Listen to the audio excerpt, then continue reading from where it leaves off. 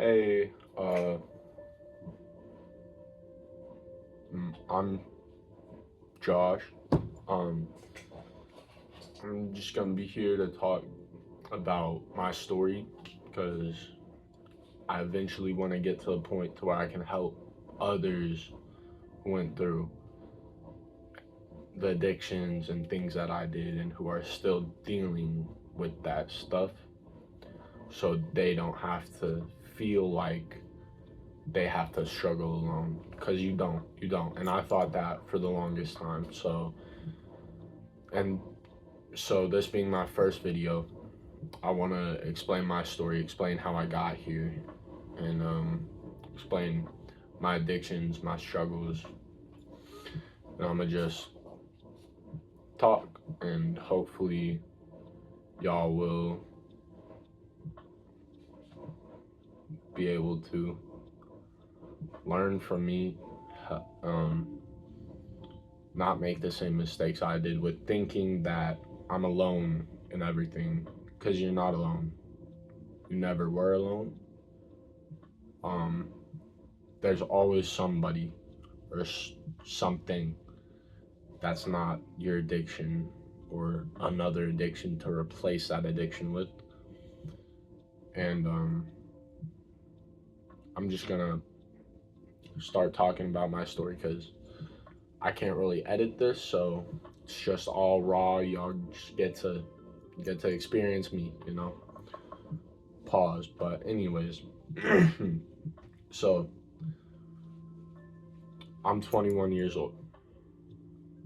I struggled with addiction with drugs like Xanax and ketamine, Molly, weed, nicotine. I still struggle with nicotine. Um, but I just want to help others. So, when I was 13, I started smoking cigarettes and stealing my brother's vapes because it was like the cool thing to do. I wanted to be cool, basically, and I didn't think I could be cool any other way than smoking or drinking or vaping or doing etc. etc. Because me growing up, I was always homeschooled.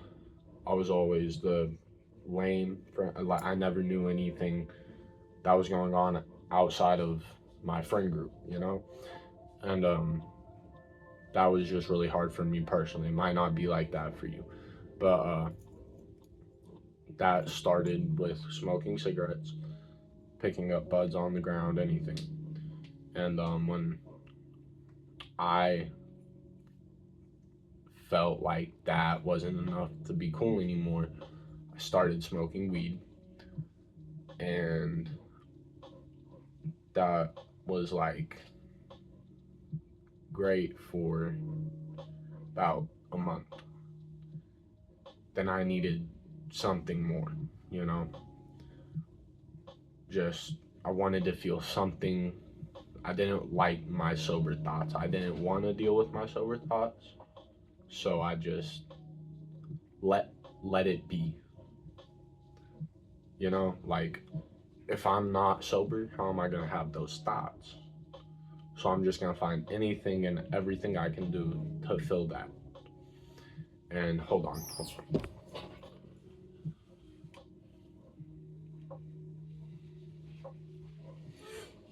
Y'all need to actually be able to see me. And well, where was I? Like I said, this is raw, uncut. I can't edit. So this is just getting uploaded how it is. But when I was 14, I tried shrooms for the first time.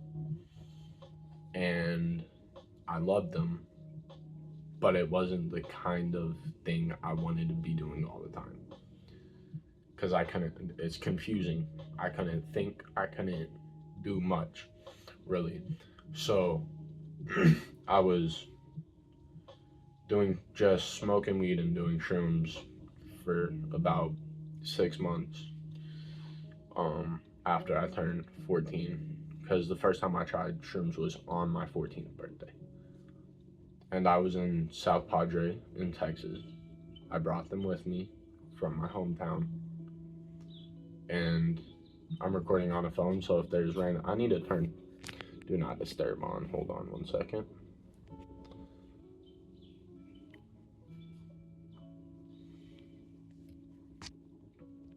Okay. Hopefully,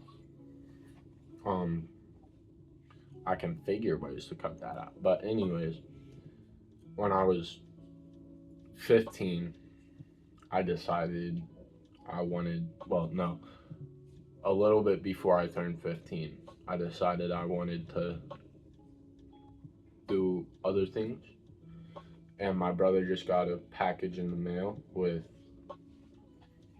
um, they have DXM in them. Anybody who like knows what that is knows how dangerous and how steep of a slope it is to fall down. But I was almost 15 when I first did that. My brother got a package in the mail, and me being a bad person, the person I was, a bad human, um, I decided I'm gonna open it, see if it's vapes or weed, because I just needed something at the time, because I didn't have a job. I had no way of buying that for myself. So I was either asking for money from my parents constantly, which definitely shouldn't have been doing that. I would lie, say I needed it for food, to go to the store, get snacks, and I grew up very privileged in that way. So whenever I opened my brother's package, I saw a little bottle that said Robo tablets. I had been researching DXM and all of this because it's easy to get. It's easy to get in my town. You just gotta steal it from a store. Like order it online, like my brother obviously did. And I just grabbed the bottle. I said, "Fuck it, I'm just gonna grab the bottle." He didn't get it. He'll get a refund. He don't know that it was never there. So I grabbed the bottle and I made sure I tried to dose it right. I did successfully, sadly. If I didn't, I don't think I'd be where I am today. And or had gone through those struggles. And I took, I think, 5 or 6 of these little tablets. They were 30 milligrams each, so about like what 1,500 or 150, 180 milligrams, and it felt amazing. I was I I remember vividly. I remember these trips, highs, whatever you want to call them, very vividly, because that's all I knew really. And sorry if I cough a lot. I have something, but I loved it. I remember whenever they kicked in, I was in the bathroom. It just felt like everything was getting bigger around me, and I was getting smaller. And then it looked like that too. So I legit, like, my perception was so different. I was like a foot shorter than I am. I'm 6 feet tall.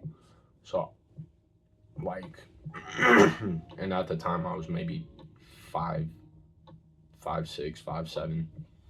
So I was like really short down there. And I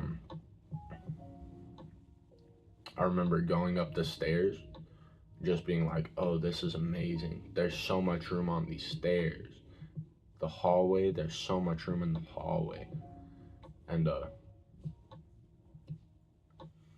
that was like the start, then I went to become addicted to Xanax. And somehow I hid my addictions from my family for so long. They didn't know until I told them that I had been addicted and had been recovering. And obviously that was a lie. When I told them that, I was still addicted. And I went, and I just remember like every time, every football game there was, all of it, any sports event, anytime I went out, I was downing these pills. Like, I would get these pills. Sorry, had to burp. Excuse me. I would get these pills, or the little bottoms of Delson. You know, like those, I'm pretty sure those are pretty popular. And it's a cough syrup. And I would take the pills, right? And instead of using like water to wash it down, I was using the Robitussin or the Delson or whatever it was I would use, right? Anything that had the substance in it to wash it down, I was doing that. And this is terrible lighting, but, and I remember my first time being like, I need to stop this and do something else. Like, this is terrible for me. Was I went to my friend's house, middle of the day, right? Like, just got off school, popped these pills, was doing my homework. Then it starts kicking in. I'm like, okay, don't want to do my homework anymore. My dad's about to get home. Let me call up my friend, walk over to his house. And so I do all that. I walk over to his house.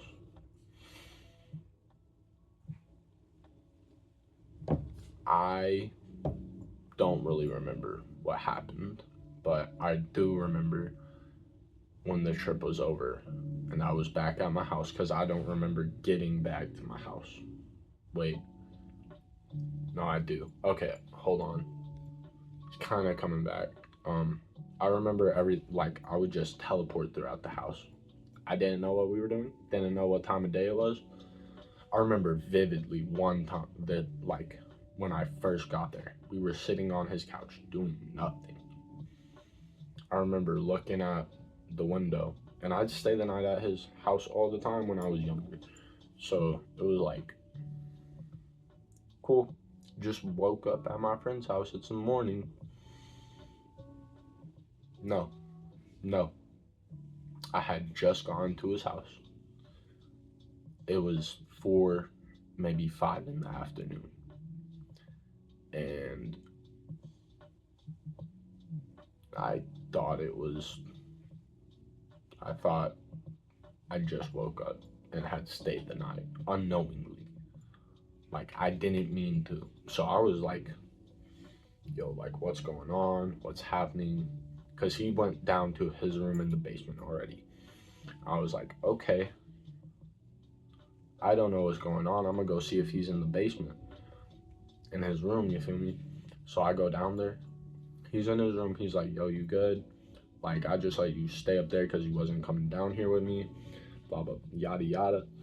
You feel me? So I'm like, oh, that's chill. Like, you trying to watch something? I remember getting really hot. I took my shirt off. He was like, yo, you good? You good? I was like, yeah, I'm good.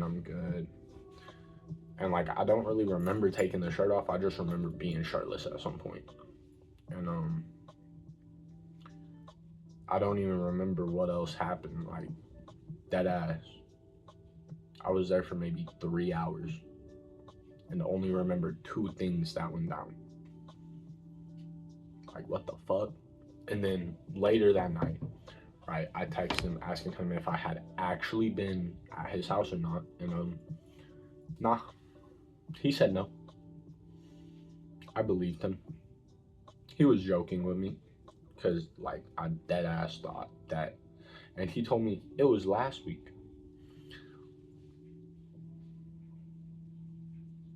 I'm not remembering that. So I checked the date. I'm like, was it this day? And he goes, yeah. I'm like, oh shit, I skipped the week. I dead skipped the week. Like, what the fuck? But then after that, I went on to stop DX and stop all that shit. I was like, fuck that shit. I'm gonna just stick to my weed, my shrooms, my acid, I'll be straight. Then my brother was on Xanax. Or like he said something about, someone said something about Xanax. I was like, I've heard rappers talk about it, I wanna try it. And so I go out, I look for it. My town's known for having a lot of drugs, so I find it. And really wasn't that hard to get. So I just got it, said fuck it, took a whole ladder. And I had got 5 ladders, 2 the little blue ones. I don't A lot of people call them a lot of different things. In my town we call them footballs. And then I had another 5 of the little school buses. First time ever buying Xanax. I just popped one of the ladders and then a little school bus. And I was fucked up. I don't remember that high at all. And I remember being addicted to Xanax for most of my teenage years, and being addicted for ketamine for small stints, 1 to 2 months. And like 1 to 2 months each time. So like, and it was always like fall. I think it's because I met this one girl. Man, don't let girls ruin your life. Don't let that shit happen. It ain't gonna go good. Obviously. Like, especially if you're like me. And whenever you're like, you just do drugs to just do drugs. You're not trying to escape anything, right? And then this girl comes into your life, you're like, oh, I don't need this. She makes me feel better than those could ever. Then she leaves. You're like, I gotta up the ante on the drugs. You feel me? So the first time she left, I remember buying ketamine that day. That day, the day she left, I hit up my Xanax plug, my X plug, and I got ketamine. I was like, yo, you got anything stronger than this? And he was like, hell yeah, I got you.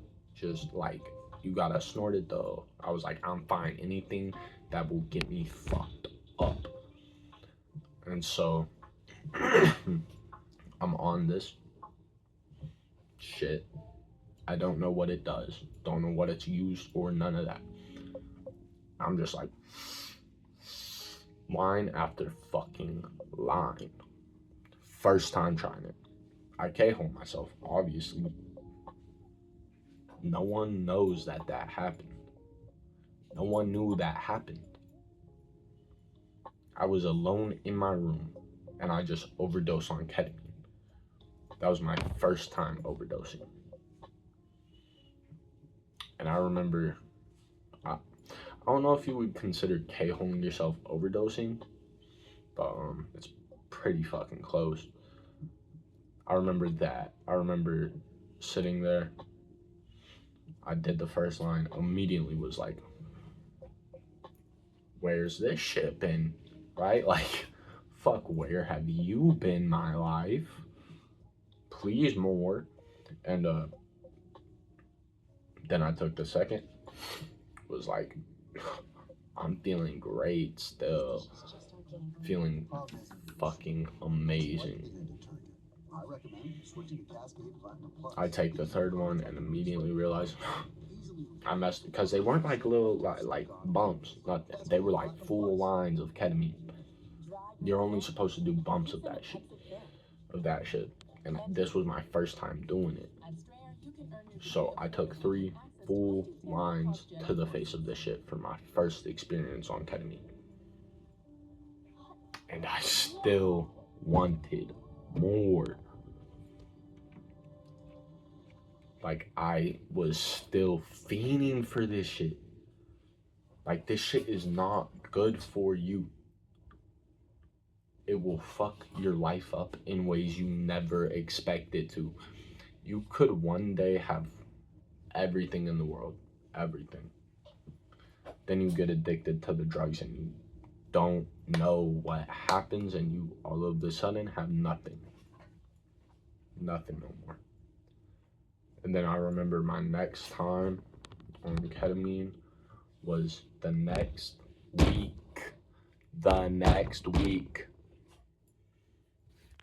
Like, what do I need to be doing it that often for? That was fully on screen. I don't give a fuck. Anyways, like, it was just insane. And then I remember what got me off of ketamine and Xanax, because it put me in a really dark spot. I overdosed maybe like 6 times in total, like dead ass overdoses, not just K-holing myself, not greening out, not like I dead ass overdosed 6 different times. And no one found out until I told them. How I'm not dead, I don't know. But it happened. I'm here. And I want to help people that struggle with the same shit and the same problems. Because you don't deserve to have to go through that. You don't. Even if you think you do, you don't.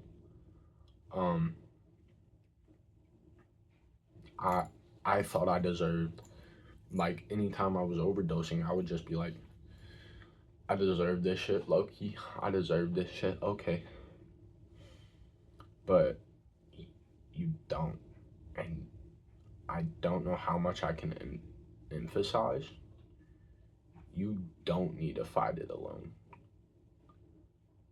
Like, if I could go back and just be able to change one thing other than, getting addicted or trying shit, you feel me, would be to ask for help. Don't be embarrassed. Don't think you're alone. Because you can find other people who have been, if you're not comfortable going to someone you know personally about it, don't go to someone you know personally. Go on the internet, get it out, talk about it. I cannot stress it enough. I have had friends who have died over this shit because they didn't tell somebody that they were struggling and fighting addictions, even with just depression and suicidal thoughts. Like, talk to someone and you will feel better. Talk to someone you trust, even if it's someone that you don't really know that well, or someone you only know through the internet, or someone you, like, it doesn't have to be someone close to you unless you feel the need that it has to be someone close to you. And unless, like, you physically can't bring yourself to go through that experience and talking to someone about it, write it down. Put it in your notes. Just write it down. Just show somebody. Like, you can tell them not to do anything, that you just needed to get it off your chest, but I promise you, once you get it off of your chest and tell someone that you're struggling, it be better. And I'm not just talking about, oh, yeah, man, like I'm addicted to this and this, or like I do this. Your friends aren't gonna see that that's an issue. Your friends aren't gonna see that because they're your friends. They're doing the same shit you are. So talk to someone out of your friend circle about your problems. And I promise you, like, I didn't think it would work for me personally. I've been 2 years sober, other than from nicotine and weed, and like I feel better. I feel like I can visibly see myself getting better.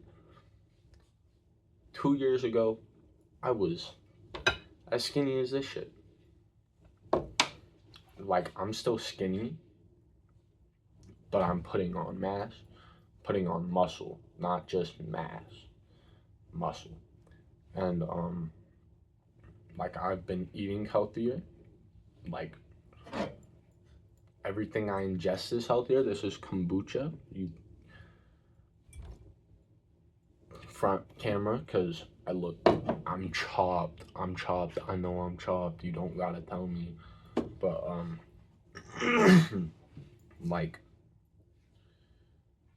if you're like I thought it wouldn't work for me. Like me talking to someone, nah, that's not for me. I'm good off that. Then I had a talk with my pastor when I was about 18, 19. And it really changed me. Like it that ass changed me. Because we had a talk about how I felt like my parents didn't acknowledge the fact that I was struggling, or they just didn't pay enough attention to notice I was addicted to those things, which obviously I was. Like, I'll throw up some pictures. I can't edit it. Never mind. Like, I don't know how to show you, but like you can tell that I was addicted to these things. You could tell I had something going on. And all my parents ever did was, hey, are you all right? Your kid isn't going to tell you if they're all right unless they're comfortable with you. Like, I wasn't prepared to tell my parents, no, I'm struggling with this addiction. Like, I'm struggling with a porn addiction and I'm struggling with drug addiction too. And depression and suicidal thoughts. I wasn't finna tell them all that, so I would just be like, yeah, no, I'm fine. It's just like teenage things, like you want to understand, get out of my room, shit like that. And like I remember what really like got me away from all the drugs. It wasn't the talk with my parents' pastor or anything. It was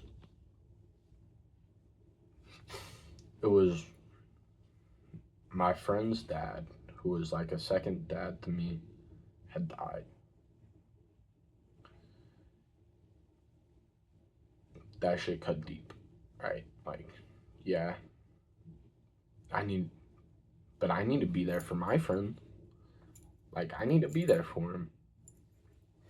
So I can't do this. Like, I bought a bottle of Xanax after I already said I was gonna be clean. Like, cold turkey, everything. And I bought a bottle of Xanax. I was looking at it like just like this. I was holding it just like this. Right. Staring at it. And I remember opening it, looking at, dumping a few pills onto my hand, looking at the pills. So I was sitting here looking at these pills in my hand, with a bottle of water right here. I need to put that off here. With a bottle of water right here. And then I dumped the pills into the cup, grabbed the bottle, opened the bottle, said, I need to be there for my friend. Dumped it all into the cup. Went upstairs to the bathroom, dumped that into the sink, into the toilet, and then flushed. And I was done. And obviously, relapse is a part of recovery. You will learn that. Relapse is a part of recovery. If you relapse, that's not the end of it. You don't have to stay addicted. You're gonna relapse. If you think about it, anything you do is gonna have setbacks. So why shouldn't recovering from drugs? You know, like, there's gonna be times where you break. Like, and you go back to those things, but you need to power through it, and you need to know that's not what you have to do. You don't have to stay in that loop. And I can't convince you. No one can. But you just have to trust that you can't do it alone. I tried to do it alone for years and recover alone for years. And the only time I could truly recover was when I started opening up about it. Like, I never went to rehab or anything, but like, I started opening up about it, and that genuinely helped me. It might not help you, but at least give it a try, man. Like, and if you feel as if whoever you're gonna go talk to is gonna put you in a rehab or this or not, make an anonymous account on Reddit. Go on Reddit. Go to r/drugs, r/recovery. You know, talk about it. Write your feelings down. Your feelings are important. Write it down. Text it. Get it out some way. Hopefully, you'll feel better like I did. And you'll get better. And I mean, I know this wasn't the most high quality video or anything. It's not edited, it's all raw, uncut footage. And I'm just being myself. And looks like I'm ending this at the perfect time because my storage is about to run out on my phone. So just talk about it. And like, subscribe, you know. That would help me out a lot because I don't have very much money. So help me out, please, man.